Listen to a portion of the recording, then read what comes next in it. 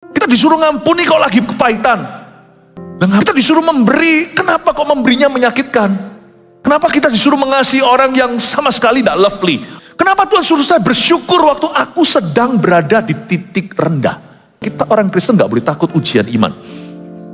Karena ujian iman itu bukan untuk membuat kita gagal. Di benak Tuhan, ujian yang Tuhan izinkan dalam kehidupan kita, ujilah aku Tuhan, cobalah aku, lihatlah apakah ada jalanku yang serong. Ujian itu memurnikan, dan ujian itu membuat kita bukan hanya layak, tapi berkuasa untuk melihat janji itu dikenapi.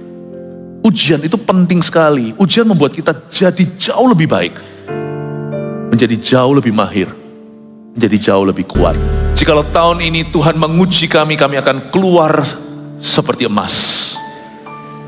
Kami tahu ini bukan sekedar self-confidence atau rasa percaya diri ataupun janji palsu.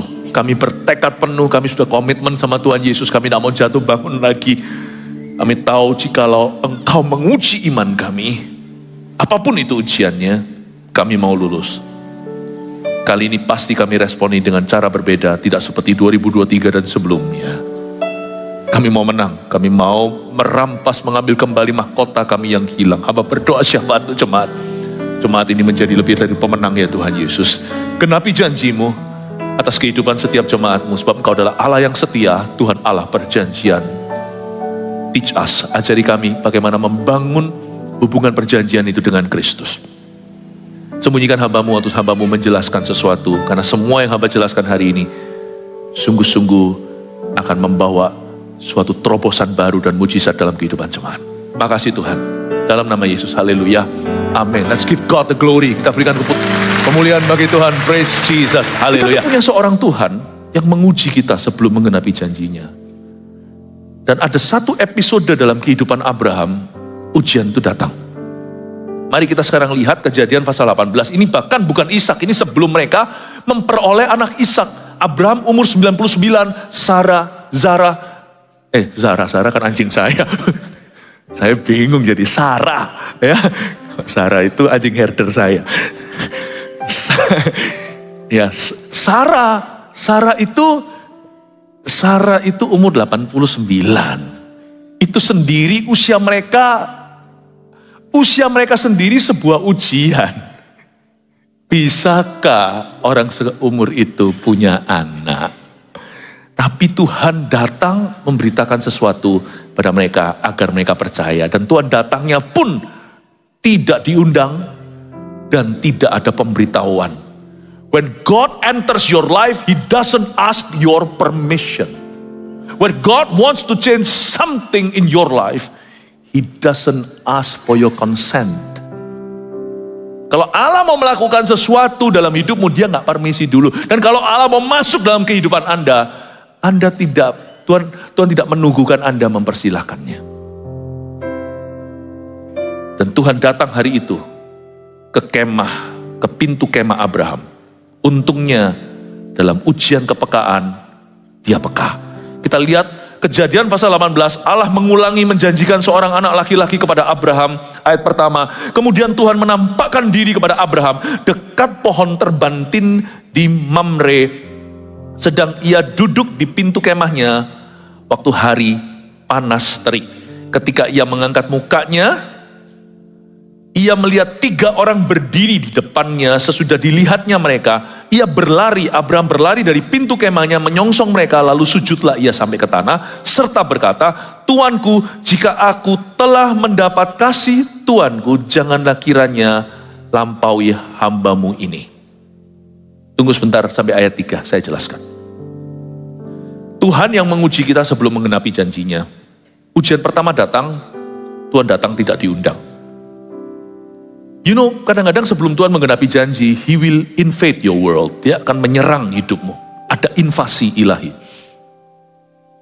Dan invasi itu bukan sesuatu untuk meruntuhkanmu. Tuhan tidak pernah membawa destruction. Atau Tuhan tidak pernah membawa kehancuran kecuali menghancurkan sifat lamamu. Tapi invasi Tuhan itu pasti sesuatu yang kurang nyaman. Itu di luar zona nyaman kita. Mereka lagi sedang di panas terik matahari, sedang ngiup-ngiup itu di kemah mereka. Tiba-tiba datang 3 orang. Tahukah kalau Anda di padang pasir, di padang belantara, di tempat yang gersang. Mamre itu di daerah Hebron. Hebron itu panas, jelas-jelas ditulis di sini waktu hari panas, bukan hanya panas, panasnya terik. Biasanya kita malas, kenapa Tuhan tidak datangnya pas sejuk-sejuk hari? Kan enak ya kan? Enak melayani kalau lagi nyaman. Kita itu pelayanan kan nyaman kalau semua orang menyenangkan. Tapi pas panas terik, Yesus datang. Pas terik-teriknya, kenapa Tuhan itu salah timingnya? Ya coba Tuhan datang pas saya siap. Disuruh jadi pemimpin, wong saya nggak rasa ready loh. Kalau Anda merasa ready berarti bukan panggilan. Karena panggilan Tuhan itu berarti Tuhan yang memampukan. Kita disuruh ngampuni kalau lagi kepahitan. Dan ngapain ngampuni kalau lagi kemanisan? Paham maksudnya? Kita disuruh memberi, kenapa kok memberinya menyakitkan? Nah, kalau enggak gitu namanya bukan korban. Kenapa kita disuruh mengasihi orang yang sama sekali tidak lovely? Ada orang tertentu yang gampang dicintai, tapi ada orang tertentu yang menjengkelkan. Kalau saya bisa nyanyi tentang orang itu, bukan lagunya begini, anointing fall on me. Gara-gara orang itu saya nyanyinya annoying, fall on me. Orang itu annoying sekali, orang itu menjengkelkan sekali. Kenapa Tuhan suruh saya mengasihi? Kalau mengasihi orang yang mengasihimu, siapa aja bisa. Kenapa Tuhan suruh saya bersyukur waktu aku sedang berada di titik rendah? Lah kalau titik tinggi itu bukan joy namanya, bukan sukacita, namanya happy. Semua orang ya bisa. Panas terik itu timingnya salah. Tapi Tuhan datang membawa janji. Untung Abraham dan Sarah lulus. Lulus betul sih, enggak juga. Nanti ada cerita lucu di mana Sarah tertawa. Tertawa itu menghina loh. Jangan sekali-kali loh. Kalau ada tertawa sama anak kecil, itu pun bisa nangis dia. Kenapa aku ditertawain? Tapi kalau presiden bicara lalu Anda berkata, minta diapa-apain sama Mayor Teddy. Jangan, kalau pejabat berbicara, sekalipun Anda tidak mentertawakannya, akan dianggap ofensif. Jangan kira Sarah tertawa itu adalah offense atau sebuah pelanggaran ringan. Jangan lupa loh nanti, Tuhan Yesus datang, ini penampakan Yesus, cuman belum namanya Kristus. Dengan 2 malaikat lain, ada 3 orang datang ke perkemahan. Pahami bahwa mereka OTW ke Sodom Gomora untuk bakar tempat jahanam itu, tempat laknat. Itu Sarah sebenarnya, kok saya dari tadi gak bisa ngomong Sarah sama Zara ya. Sarah itu dalam bahaya. Tapi untung kita punya Allah yang penuh dengan anugerah dan kasih karunia. Dia itu tidak menghukum kita sesuai dengan yang kita layak terima. Sebenarnya Abraham dan Sarah itu dapat janji bukan karena mereka itu lulus gimana. Abraham pun punya celahnya, yaitu Hagar dan Ismail. Sarah tertawa. Kita lihat lagi sekarang ya. Ayat pertama lagi coba. Kemudian Tuhan menampakkan diri kepada Abraham dekat pohon terbantin di Mamre. Sedang ia duduk di pintu kemahnya waktu hari panas terik. Ada kata kemudian. Ini jadi kedatangan Tuhan kesekian kali. Saya kasih latar belakang, gak usah dibuka. Baru berapa ayat di atas, tepatnya di pasal 17 ayat 21. Tuhan berjanji sama Zara. Dia berjanji begini. Tahun depan kurang lebih waktu sama, istrimu Sarah akan melahirkan seorang putra. Jadi dari Kejadian pasal 17 ayat 21 ketika Tuhan berjanji exactly this time next year kamu akan punya momongan, sampai pasal 18 ayat pertama kata kemudian itu benang merahnya gak mungkin lebih dari 3 bulan. Saya hitung matematikanya.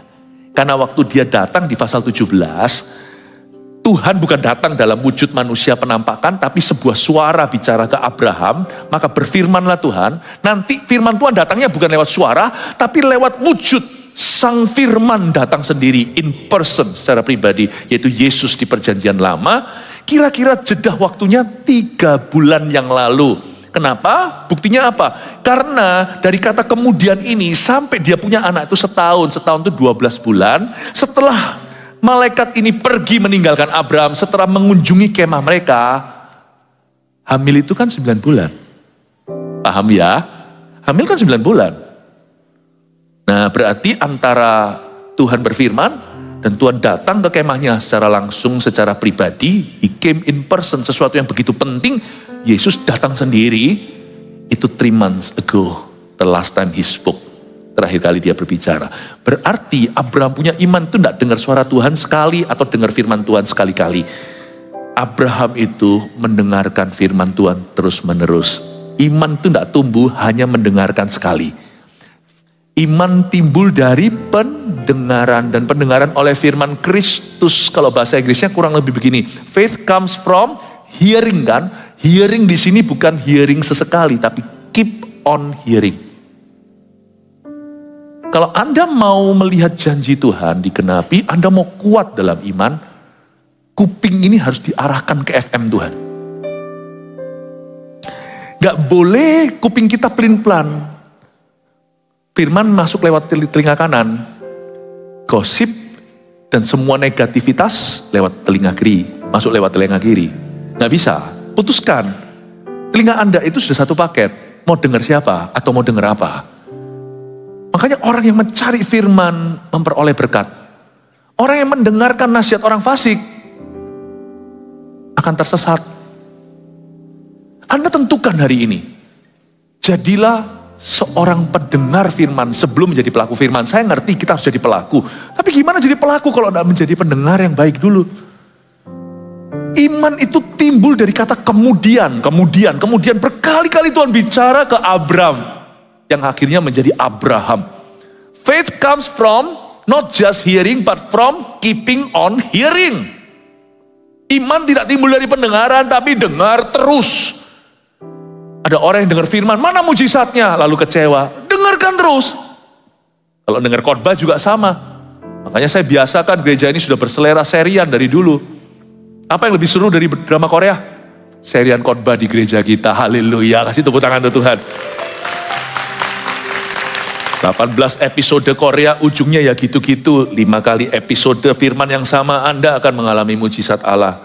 Saya rasa saya mendingan menyelidiki firman. Saya dapatkan waktu pandemi, kalau lihat drakor terus itu jadi malam-malam jadi nyemil. Itu kan makanan terus yang super yang instan-instan itu. Aduh, kalau saya makan firman saya jadi kuat iman. Kemudian Tuhan menampakkan diri kepada Abraham. Di mana Tuhan tampakkan diri? Dekat pohon terbantin di Mamre. Dekat pohon terbantin di Mamre. Apa toh itu? Dekat pohon terbantin di sini persisnya lokasinya di Hebron kalau Sherlock.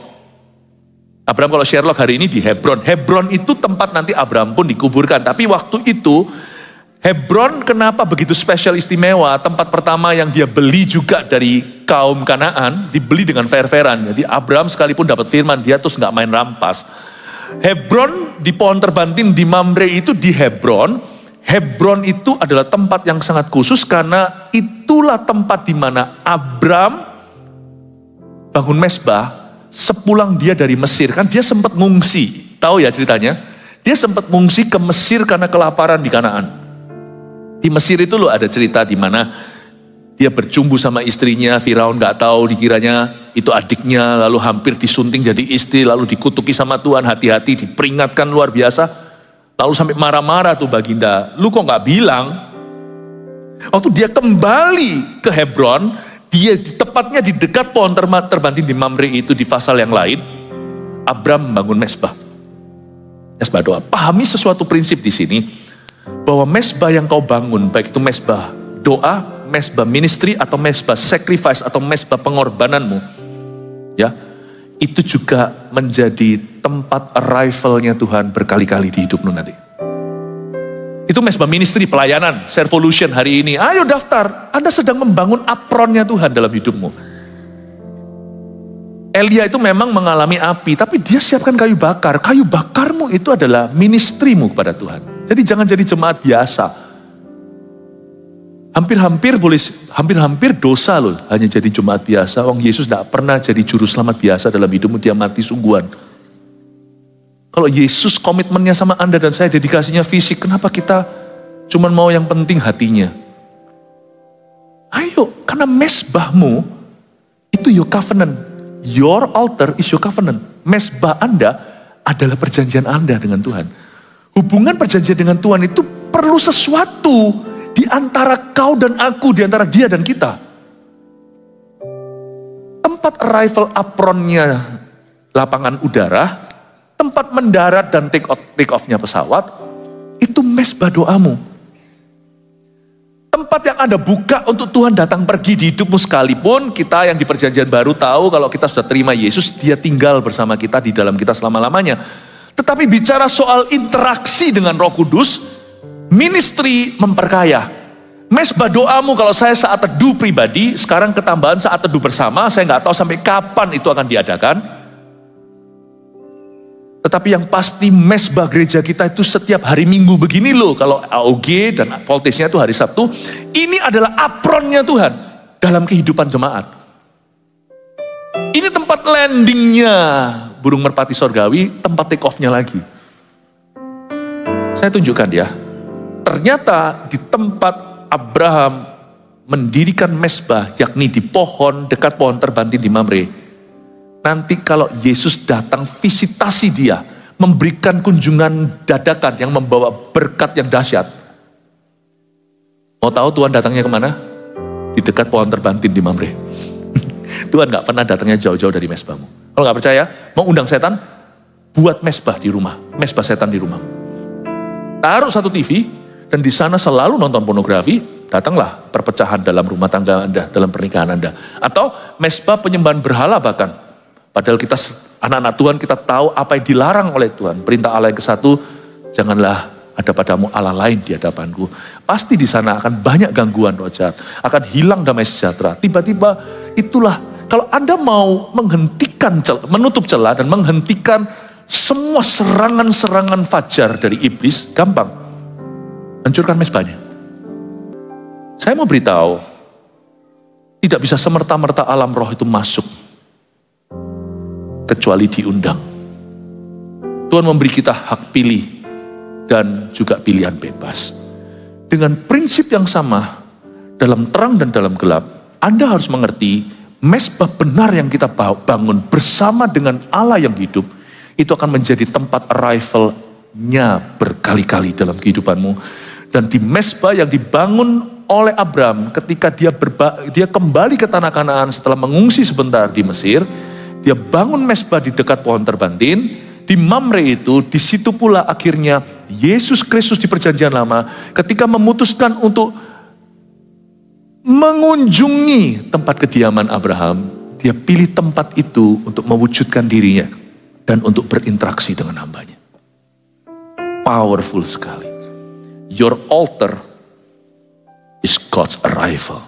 God's multiple arrival. Itu namanya altar itu, kalau itu altar itu seperti multiple visa itu loh. Visa nggak cuma sekali masuk, tapi boleh berkali-kali masuk ke negara itu, diberikan permisi. Altarmu adalah perjanjianmu. Dan tempat engkau membangun mesbah ministry, mesbah sacrifice. Termasuk hari ini kan kita memberikan persembahan persepuluhan, kita mengembalikan, itu juga mesbah kita. Setiap bulan itu mesbahnya keluarga saya tidak pernah menuntut jemaat. Saya praktisi dengan anak-anak saya. Dengan keluarga saya, kami suami istri. Mesbahmu itu tempat welcome-nya Roh Kudus. Karena gak mungkin setan yang datang kalau kita mempersembahkan yang berkenan. Kalau kita jadikan rumah kita itu mesbah doa, tempat bisnis kita itu, kita doa dulu suami istri sepakat. Pernikahanmu adalah mesbahmu, lalu berdoa sebelum buka pintu. Masa mungkin roh jahat yang masuk kalau Anda minta roti? Pasti Tuhan tidak memberimu kalajengking, Allah pasti memberikan kepadamu. Kalau orang minta air, masa dikasih ular? Kalau orang minta roti, masa dikasih batu? Hari itu, Yesus Kristus di perjanjian lama datang kehidupan Abraham di dekat pohon terbantin di Mamre. Saya ingin Anda untuk mengerti ini. Cara membangun hubungan dengan Tuhan, gampang. Tiap hari, saya mencari Yesus di rumah saya. Sepengetahuan kami, saya tidak izinkan hal-hal yang tidak berkenan pada Tuhan di rumah kami. Bagi beberapa orang, alkohol nggak masalah. Ada orang tertentu tuh lebih suka Coca-Cola. Kasih minum yang gitu-gituan meskipun mahal-mahal. Apa ini? Orang bangga-banggakan vodka apa segalanya. Tapi ada orang yang memang kecanduan minum. Lain lagi. Ada orang tertentu merokok, dia nggak bakat. Padahal mentol. Tapi ada orang tertentu yang begitu sakaunya, kena bau rokok aja, sudah langsung kepingin menghisap. Jadi kalau ada orang punya problem dengan alkohol,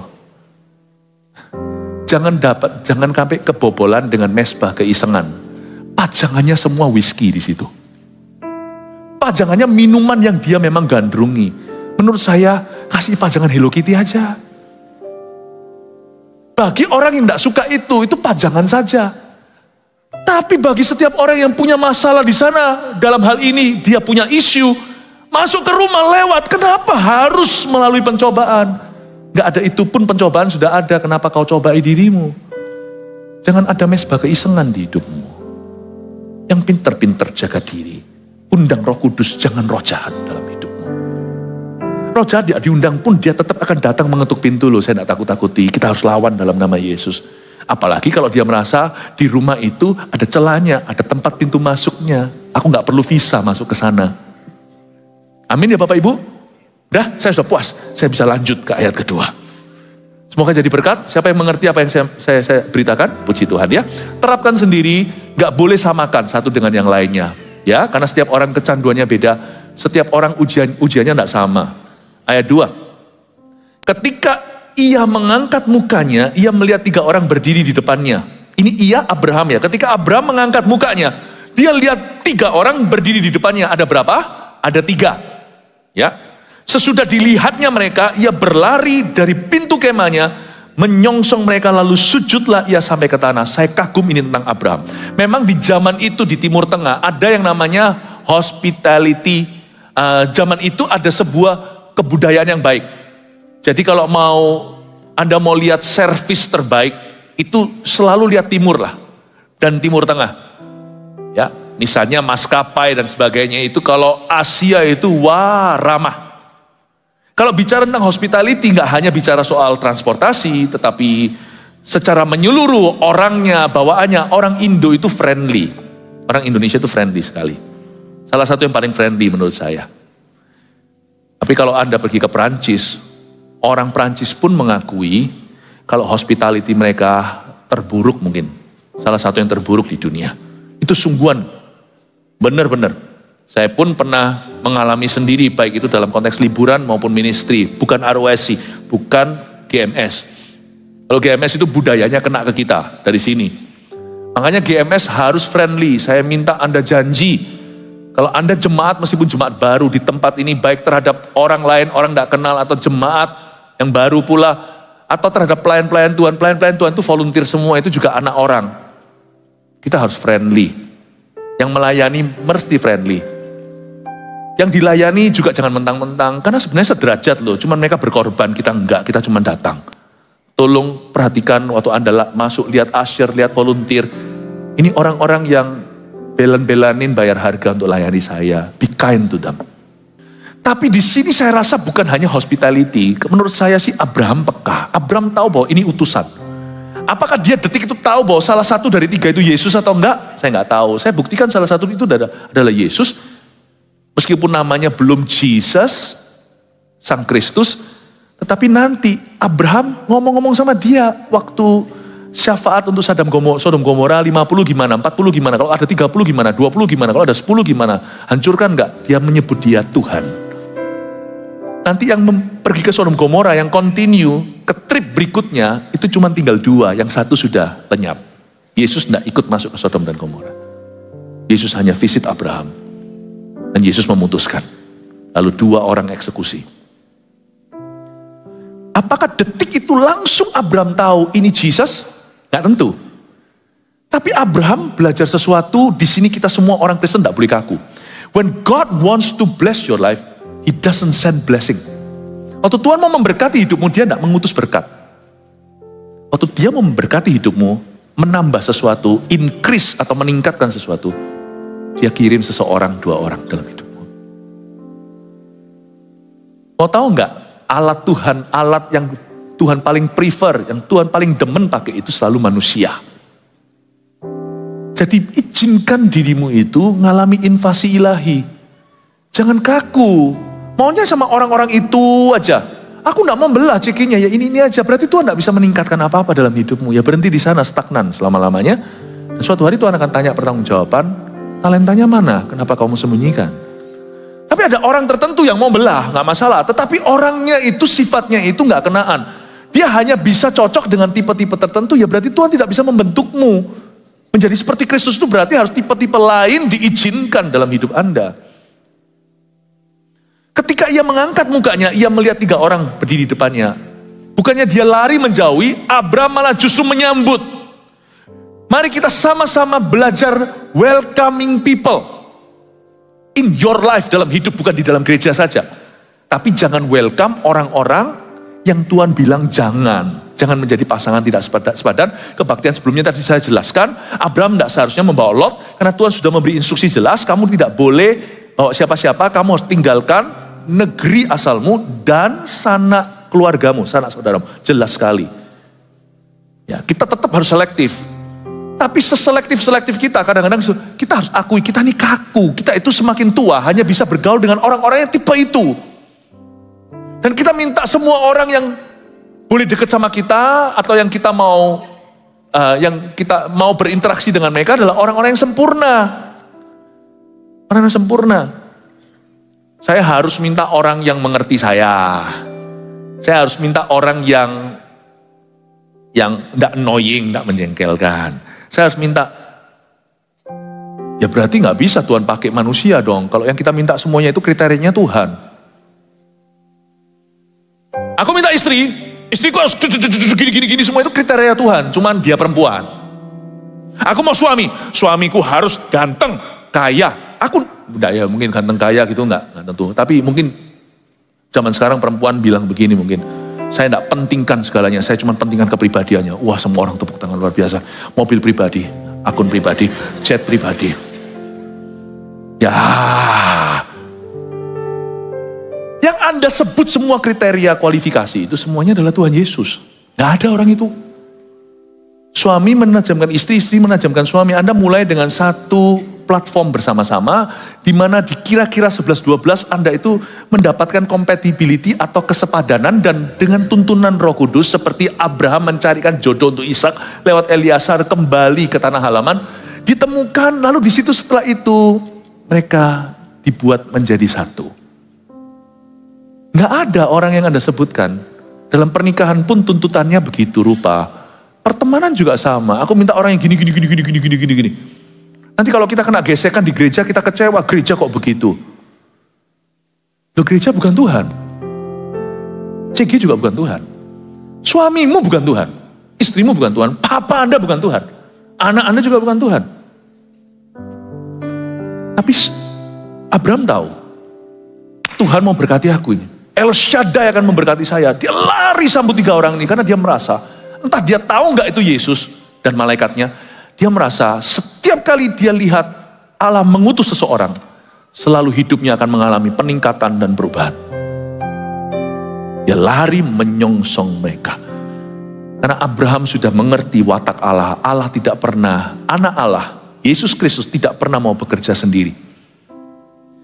Apapun yang dia mau genapi dalam hidupmu, setiap janji ilahi, percaya gak? Kalau Tuhan janji sama Anda harus bisa langsung curiga. Penggenapan janji itu pasti melibatkan orang lain dalam hidup. Gak pernah Tuhan janji sama Anda itu solitary. Tuhan tidak pernah berjanji kepada Anda, itu Anda dalam satu planet sendiri. Lalu janji itu digenapi. Never. When God wants to fulfill something good in your life, He will involve at least 2 other people. Kalau Tuhan mau menggenapi sesuatu yang luar biasa, sesuatu yang wonderful, sesuatu yang ajaib dalam hidupmu, sesuatu yang indah, Dia pasti akan melibatkan minimal 2 orang lain di dalam hidup Anda. Dan 2 orang itu Anda tidak bisa pilih-pilih, karena mereka bukan Yesus. Kadang-kadang untuk supaya Daud bisa mengejar orang-orang yang merampas istri anaknya dan istri anak pengikutnya di Siklag, dia harus ketemu orang yang apa gunanya? Itu mungkin kesan pertama, karena ada satu orang Amalek. Mesir ya? orang Mesir, seorang hamba yang bahkan tuannya pun majikannya zaman dulu kan, zaman perbudakan, itu dianggap properti yang sudah usang, itu orang sudah dibiarkan mati begitu aja. Jahatnya orang Amalek meninggalkan orang Mesir yang sudah mengabdi.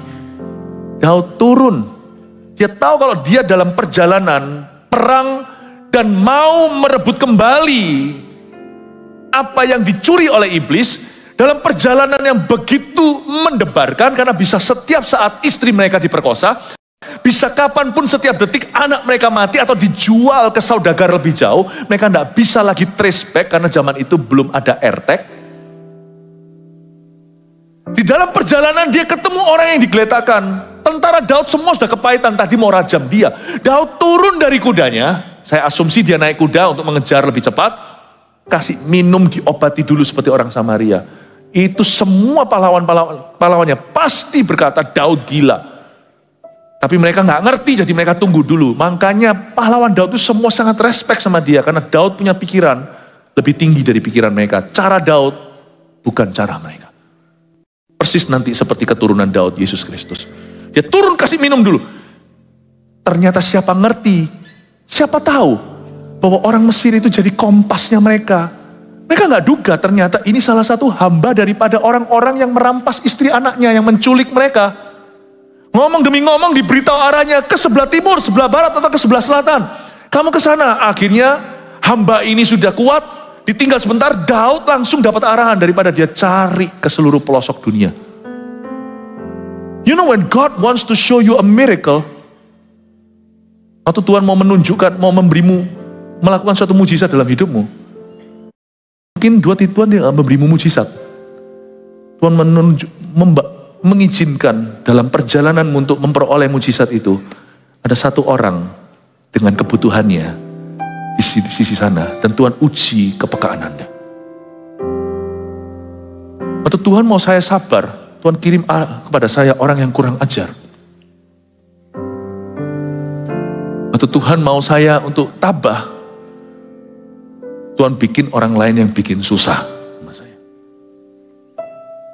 Aneh Tuhan itu. Tapi dia heran. Hikmatnya tak terselami. Kenapa Tuhan tidak langsung aja bicara lewat baju efod imam? Daud lagi kejar musuh yang menculik istri anaknya. Waktu itu segala-galanya, setiap detik bisa berarti hidup dan mati. Malah sama Tuhan, kuncinya diletakkan ke seorang budak yang dibuang dan tidak ada harganya sudah. Di sana haus dan ditinggalkan untuk mati. Hikmat Allah. Tapi Daud sebagai nenek moyang Yesus Kristus pegang satu prinsip. Setiap kali Tuhan mau memberkati aku dan memberi satu mujizat atau mengadakan mujizat dalam hidupku, dia akan utus seseorang. Aku harus peka sama manusia. Ketika dia utus manusia dalam hidupku, itu berarti Tuhan mau menambahkan sesuatu dalam hidup saya. Luar biasa. Dan itu tidak sesuai kategori. Alangkah baiknya yang datang ke dia itu adalah orang yang langsung memberitahu. Ceritanya loh, twist plotnya loh. Saya ingin Anda mengerti bahwa Abraham berpikiran sama. Ini nenek moyang Yesus Kristus. Dari awal sudah dikasih karakter demikian. Waktu dia melihat 3 orang itu, dia langsung lari menyongsong. Ada sesuatu untuk aku yang Tuhan taruh di 3 orang ini. Ada sesuatu untuk saya. Bisakah Anda melihat itu? Yang belum ber-CG? Anda tidak akan pernah tahu apa yang Tuhan sediakan. Sebab mata Anda belum lihat, telinga belum dengar. Apa yang Allah sudah sediakan bagi orang yang mau taat padanya. Ayo ikut. Takut Pastor Philip nanti kalau dekat-dekat nanti gosip semuanya. Iya, apaan itu? Kasih jalan raya kok kita keluhkan selokan. Tapi nanti kalau saya CG gitu, aduh kebiasaan baru, mulai baru segalanya. Kecuali kalau kita mau mati kaku. Apa yang saya sampaikan sekarang ini bukan untuk mendorong Anda masuk CG. Saya kasih ilustrasi aja contohnya. Orang yang takut untuk menjalin pertemanan baru, orang itu sudah mati kaku. Amin Bapak Ibu. Ayat 3 sekarang ya, serta berkata. Nih Abraham berkata ini. Tuanku, jika aku telah mendapat kasih Tuanku, janganlah kiranya lampaui hambamu ini. Abraham berkata begini, please stay supaya saya bisa layani. Ini ujian kasih. Jangan pernah lihat orang itu langsung nilai dengan penampilan. Oh, orang ini bisa berguna untuk aku, sebab Anda tidak pernah tahu kapan siapa akan berguna dalam hidup Anda. Karena kita tidak tahu siapa akan berguna untuk kita. Bergunalah dulu untuk semua orang. Jangan pernah remehkan. Mungkin ada anak muda sekarang, bocah ingusan. Anda marah-marahi dia, suatu hari menantumu.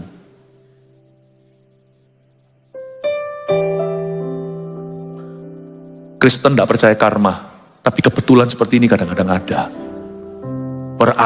Berantem jambak-jambakan, tarik-tarikan rambut, ternyata besok ipar. You never know. You never know. Jangan undermine. Anda tidak akan pernah tahu. Karena itu Bapak Ibu Saudara, kalau kita tidak bisa tahu siapa berguna, berguna dululah. Abraham menjadikan dirinya berguna. Tuanku, kalau aku mendapat kasih Tuanku.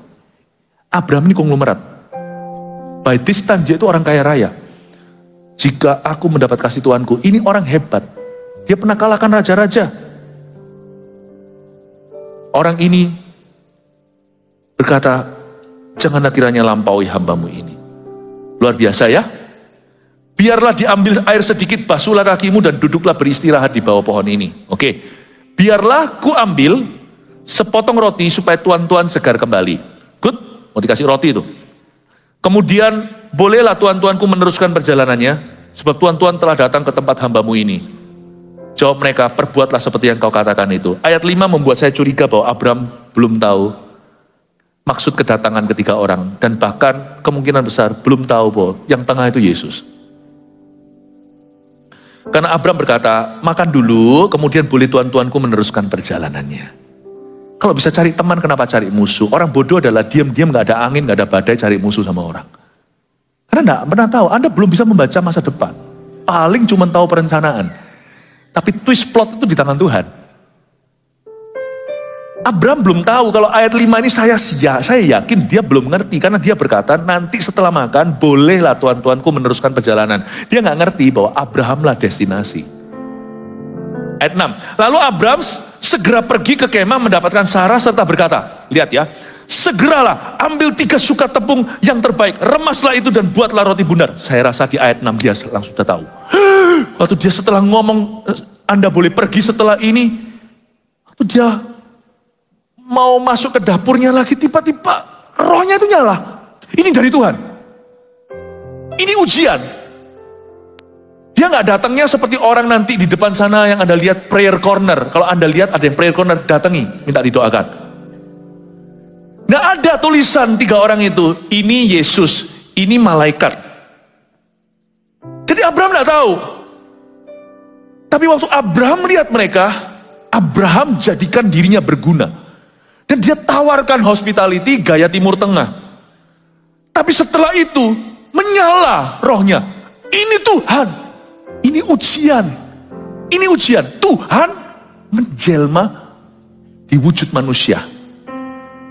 Perjanjian lama bisa nggak lakukan itu, bisa dalam tubuh sementara. Tapi Yesus waktu lahir di palungan, dia dalam daging darah manusia.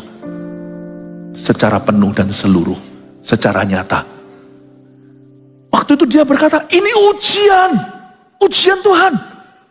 Aku harus menang. Lalu dia langsung bilang sama Sarah apa? Segera ambil 3 sukat tepung yang terbaik. Remaslah itu dan buatlah roti bundar. Dia nggak berkata, Sarah, suruh hambamu Hagar.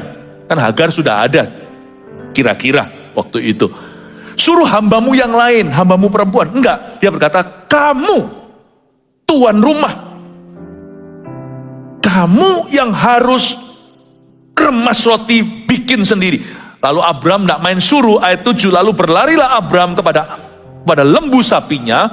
Ia mengambil seekor anak lembu yang empuk dan baik dagingnya dan memberikannya kepada seorang bujangnya. Lalu orang itu segera mengelolanya. Tapi Abraham pilih sendiri. Ini ngajari kita sesuatu. Kalau kita harus take ownership akan janji Tuhan di hidup kita. Jangan main delegasi dan minta orang lain mengerjakannya. Jangan punya kebiasaan titip doa. Atau biarkan istriku melayani, aku cari uang saja. Apa salahnya cari jiwa, tapi juga cari nafkah, kedua-duanya. Gak perlu. Abram tahu, aku diuji sama Tuhan, aku diuji sama Maha Kuasa. 3 wujud manusia datang kepada saya, dan roh saya berkata dalam kepekaan, these are no mere men. Ini utusan Allah. Sampai hari ini, kalau saya melihat orang Tuhan utus ke saya nggak akan main hakim sendiri. Saya akan berkata dalam roh saya nggak menilai manusia dengan cara saya. Saya merasa dalam roh saya, Tuhan yang utus orang ini dalam hidup saya. Kadang-kadang diutus untuk saya layani. Kadang-kadang diutus untuk menguatkan saya. Kadang-kadang diutus untuk mencobai, menguji saya. Bukan saya cari penyakit, berapa orang itu pergaulan yang salah, merusak kebiasaan baik. Dia cari masalah. Tapi masalah nggak perlu dicari, kadang-kadang akan mencarimu. Tapi kalau masalah itu datang dalam wujud manusia, kalau saya nggak bisa lari, saya nggak bisa menghindari, saya tidak bisa mengelak lagi, maka saya anggap itu utusan Tuhan. Dan kalau dia begitu sama aku nggak boleh begitu sama dia. Kalau dia tampar pipi kananku, aku tidak boleh tampar pipi kirinya. Kalau Tuhan izinkan orang ini, si Simei ini, kalau Anda lihat waktu Daud terusir dari istana gara-gara pemberontakan anaknya Absalom, Simei itu lempar-lempar batu, itu sudah mau dibacok sama salah satu pahlawan Daud, dan berkata, ini gua habisin aja Baginda. Dia berkata, jangan, kalau Tuhan yang utus dia. Karena sebagai konsekuensi kesalahanku masa lalu soal Batsheba, biarkan. Dengan diam aja dia jalan, dilempari batu dan dilempari debu. Daud berkata, aku tidak bisa menilai sekarang mana yang dari Tuhan, mana yang bukan. Aku hanya bisa mengambil yang terbaik dari setiap orang yang ada di sekelilingku. Dalam ujian ini, Abraham berkata seperti ini, saya mau kamu, ngomong sama istrinya, kamu yang remas roti, aku yang urus lembu. Aku tahu Tuhan sedang menguji kita, Mama. God is testing us, honey. Mau ngomong sama Sarah begitu, sayangku, kita diuji sama Tuhan. Ini 3 orang ini bukan manusia biasa. Sama dengan kita hari ini, kalau kita melihat manusia, jangan anggap biasa. Siapapun yang Tuhan utus di sekeliling kita, itu ujian dari Allah. Itu ujian dari Tuhan. So, Anda tidak tahu kata perjanjian baru. Siapa tahu waktu Anda melayani seorang manusia, Anda sebenarnya sedang melayani seorang malaikat. Dan pada waktu itu, Abraham berkata, no, ini adalah berkat kita. Aku tidak akan izinkan orang lain yang serve mereka. Aku yang akan serve sendiri. Maka Abraham membuat semua hidangan itu dan disajikan sendiri. Ayat 8. Kemudian diambilnya dadi dan susu serta anak lembu yang telah diolah itu. Lalu dihidangkannya di depan orang-orang itu. Dan ia berdiri di dekat mereka di bawah pohon itu sedang mereka makan. Lalu kata mereka kepadanya, di manakah Sarah istrimu? Jawabnya, di sana di dalam kemah. Langsung dia tahu. Dan Abraham tidak nampak terkejut.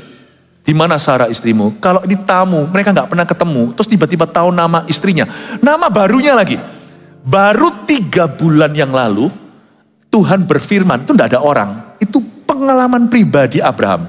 Jadi Abraham detik itu langsung konfirmasi, ini Tuhan. Ini dulu Tuhan. Karena tidak ada orang tahu doamu. Dan 3 bulan lalu di pasal 17, Tuhan bilang sama Abraham, namamu bukan lagi Abram tapi Abraham. Dia umur 99. Dan nama istrimu, karena dia akan menjadi ibu segala bangsa-bangsa, namanya bukan lagi Sarai tapi Sarah. Dan hari itu di ayat 9 Tuhan berkata, lalu kata mereka kepadanya, di mana Sarah? Bukan Sarai, Sarah istrimu. Wow! They call her by her new name. Meskipun Sarah nanti terbukti kurang percaya, Tuhan itu selalu over belief. Dia itu selalu mempercayai kita lebih dulu daripada sebelum kita bisa membuktikan apa-apa. Tuhan itu selalu gitu. Itu namanya kasih karunia. Berarti Tuhan sudah di depan dulu, kita nyusul. Buktinya Sarah nggak percaya banget. Dia sudah dikasih nama baru, tapi masih ragu. Tapi Tuhan tidak pernah mengganti namanya loh. Meskipun Tuhan Maha tahu, Tuhan tahu bahwa nanti sebentar lagi Sarah akan ketawa. Tidak ada mustahil bagi Tuhan, tidak ada rahasia. Semua akan terjadi, Tuhan tahu semua. Jadi Tuhan tahu nanti dia akan mentertawakan presiden. Tapi Tuhan tetap panggil dia pakai nama Sarah. Enggak begini loh, aku kasih dia nama Sarai dulu sampai dia membuktikan dan layak dengan gelar yang baru. Baru aku akan memanggil dia dengan nama itu. No, Tuhan enggak begitu. Waktu Gideon sedang bersembunyi dari orang-orang Midian, langsung malaikat Tuhan berkata, hai kamu pahlawan yang gagah perkasa, Allah tidak melihat Anda hari ini. Gideon waktu itu bersembunyi dari orang Midian, Di tempat pengirikan anggur, dia injek-injek gandum. Itu bukan tempat, tidak pada tempatnya. Sehingga Gideon sendiri pun berkata, kalau memang aku gagah perkasa, kenapa aku bersembunyi di sini? Tuhan tidak melihatmu hari ini dan kegagalanmu. Allah melihat potensimu di depan itu. Waktu saya hidup masih tidak karuan, Tuhan memberi saya penglihatan. Saya masih ingat kok itu, waktu saya masih umur 18. Saya melihat terowongan, lalu habis itu bersinar terang, sampai badan saya semua transparan. Terang sekali, dan terang itu keluar dari terowongan itu. Lalu minggunya khotbahnya adalah, kamu akan menjadi terang bagi bangsa-bangsa. Saya bilang, terang apa? Saya masih kecanduan ini itu. Belum lagi full kelepasan saya. Saya bilang, gak salah Tuhan, aku terang. Philip ini gelap. Tapi Tuhan tidak melihat kita sekarang. Tuhan tidak melihat kegagalanmu. Tuhan melihat potensimu. Kalau Anda setuju dengan Tuhan, itu jadi. Itulah perjanjian. Abraham belum punya anak, tapi Tuhan sudah panggil dia Abraham, bapak banyak bangsa. Karena dia sepakat, di situ dia mengalami mujizat. Lalu kata mereka kepadanya, di mana Sarah istrimu? Di sana di dalam kemah, dan firman-Nya, sesungguhnya aku akan kembali tahun depan mendapatkan engkau. Pada waktu itulah Sarah istrimu akan mempunyai seorang anak laki-laki. Dan Sarah mendengarkan pada pintu kemah yang di belakangnya. Adapun Abram dan Sarah telah tua dan lanjut umurnya. Dan Sarah telah mati haid. Mati haid berarti dia sudah lama berhenti menstruasi. Dia sudah lewat jauh dari saat dia menopause. Ayat 12. Jadi tertawalah Sarah dalam hatinya. Katanya, aku akan berahi ke aku setelah aku sudah layu. Sedangkan tuanku sudah tua. Maaf ngomong sesuatu yang lebih dewasa. Sarah itu tertawanya gini loh. Saya bisa ngerti, akan berahi ke aku. Dia bukan bicara soal punya anak. Punya anak kan ada prosesnya ya. Waktu saya kecil dulu waktu kan kami ada pembantu, ada suster. Saya kecil sekali, saya tanya sama suster saya. Siapa? Anak itu dari mana? Oh, lalu bilang gini, anak itu papa mama gandengan lalu keluar anak. Puji Tuhan, suster saya melindungi saya daripada perkara-perkara vulgar. Jadi saya itu sampai usia sekian SD itu percaya kalau orang gandengan tangan, tiba-tiba ada anak. Jadi saya takut gandengan tangan. By the way, sudah tahu nggak ya, orang punya anak itu harus ada hubungan seksualita, persetubuhan. Jadi bukan gandengan tangan. Jadi Sarah itu cuma bisa memikirkan, bayangkan. Aku umur 89, tuanku umur 99, bisakah kita menikmati hubungan seks seperti dulu? Tertawa dia, karena pikiran itu lucu. Jadi Sarah itu bukan jahat. Kan dia bilang, akan berahi ke aku setelah aku sudah layu, sedangkan tuanku sudah tua. Mau tahu nggak? Ujian berikutnya yang ditunjukkan hari itu bukan ujian kepekaan. Ini orang utusan Tuhan.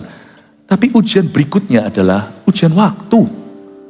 Tuhan datang hari itu mau melihat apakah mereka masih hidup dalam iman dan pengharapan sekalipun sudah menunggu 24 tahun lamanya. Mereka dapat anak setelah Haran, itu 25 tahun setelah janji Tuhan. Sometimes sebelum Tuhan menggenapi janji, Tuhan tidak akan langsung menggenapinya. Meskipun Tuhan sudah berjanji, Tuhan akan datang satu episode lagi untuk melihat apakah Anda masih hidup dalam iman dan pengharapan yang sama. Atau Anda sudah merohanikan janji Allah. Mungkin saat itu Sarah tertawanya itu begini loh, kan lucu. Kalau kamu tidak percaya ya ngomong tidak percaya, sekalian nyangkal Tuhan. Tapi Sarah juga gak berani nyangkal Tuhan. Sarah cuma tertawa, aku sama suamiku tuh masih bisa berahi kah? Lalu pertanyaan saya, kalau saya bisa angkat tangan di depan ibu Sarah, Bu, lalu selama ini Anda percaya firman itu percaya apa? Kan Tuhan jelas-jelas mentah-mentah berkata akan ada keturunan dari kamu. Mungkin gara-gara gak kunjung datang, tidak terjadi, maka Sarah mulai secara diam-diam spiritualize God's promise. Paham ya? Spiritualize God's promise. Atau merohanikan janji Tuhan. Mungkin Sarah diam-diam karena dia gak nyangkal Tuhan. Dia juga tidak berkata Tuhan tidak akan lakukan. Cuman dia karena gak kunjung datang sesuai ekspektasi, maka dia punya versi sendiri untuk membuat hatinya lebih bisa menerima. Mungkin maksud Tuhan bukannya aku akan melahirkan, wong aku udah umur 89. Mungkin maksud Tuhan adalah anak-anak rohaniku. No. Yang jelas Tuhan bilang, kamu akan ngandung. Tolong jangan di spiritualize. Mendoakan orang tidak tentu selalu sembuh, saya ngerti. Tapi pernah sekali waktu ada satu orang rekan sama-sama kita berdoa, lalu kita doakan. Lalu habis itu ternyata yang didoakan oleh kami, fair-fair aja. Kesembuhan kadang tidak terjadi. Orangnya mati. Ketika meninggal seorang rekan saya berkata, wah itu kesembuhan yang lebih baik. Saya bilang, bro, itu bukan kesembuhan. Jangan spiritualize. Healing exists. Kesembuhan ilahi itu ada sungguhan dan itu sembuh beneran. Itu dicek MRI, putar-putar juga semua sembuh-sembuh. Kesembuhan ilahi. Ada kesembuhan progresif lewat medis. Itu saya juga percaya karena dokter-dokter takut akan Tuhan banyak. Ya, Tuhan bisa pakai tangan siapapun. Saya bilang sama orang itu, saudaraku, itu bukan sembuh. Jangan kamu campur baurkan. Memang Tuhan tidak menyembuhkan dia, tapi orang itu sudah di dalam Tuhan. Namanya sudah tertulis dalam kitab kehidupan. Jangan berkata ini kesembuhan lebih baik kematian ini. No. Itu bukan healing. Kita harus fair bisa menerima. Kita doakan tidak sembuh orangnya. Tapi Tuhan punya kehendak yang lain, bukan karena iman kita cacat. Tuhan panggil dia pulang ke rumah bapaknya. Mati adalah keuntungan. Jangan kau katakan sembuh yang Tuhan tidak sembuhkan. Tapi Tuhan sayang dia, Tuhan selamatkan dia. Bukankah mujizat terbesar adalah keselamatan? Paham maksud saya? Jangan spiritualize. Merohanikan apa yang jelas-jelas Tuhan katakan. Dan Sarah sudah punya versinya. Makanya dia tertawa. Satu, dia pikir gak lucu ya, aku masih berhubungan seks dengan suami di usia ini. Lalu kedua, maksud Tuhan bukan gitulah. Lucu banget anak. Dulu dia sangat-sangat berbesar hati. Tapi 24 tahun kemudian dia berkata, mungkin saya salah dengar. Atau mungkin yang Tuhan maksudkan bukan begitu. Jangan begitu. Kalau Tuhan pernah janji sama Anda, 25 tahun pun tunggu. Kalau memang janjinya itu. Ya. Ayat 13, lalu berfirman Tuhan kepada Abram. Lihat ini. Mengapa Sarah tertawa dan berkata, sungguhkah aku akan melahirkan anak sedangkan aku telah tua? Tuhan ngomongnya ke Abram, kok gak ngomong ke Sarah langsung? Toh bisa dengar, toh dia ngintip-ngintip di pintu kemah. Kan bilang begini mestinya sama Sarah, kenapa kamu tertawa? Kenapa dia bilangnya sama Abram? Mengapa Sarah tertawa? Karena yang pegang janji itu Abraham. Tuhan itu menghargai leadership, pemimpinan. Adakah sesuatu apapun yang mustahil untuk Tuhan? Ayat 14.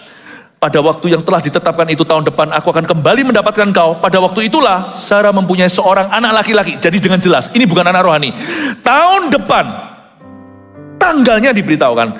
Yaitu pada waktu yang telah ditetapkan itu, tahun depan, aku akan kembali mendapatkan kau. Pada waktu itulah, Sarah mempunyai seorang boy. Anak laki-laki di sini, seorang bocah. Bukan anak rohani.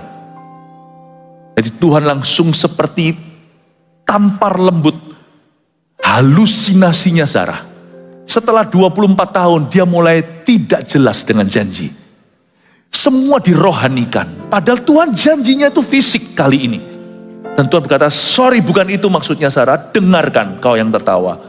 Next year kamu akan momong bayi dari kandunganmu.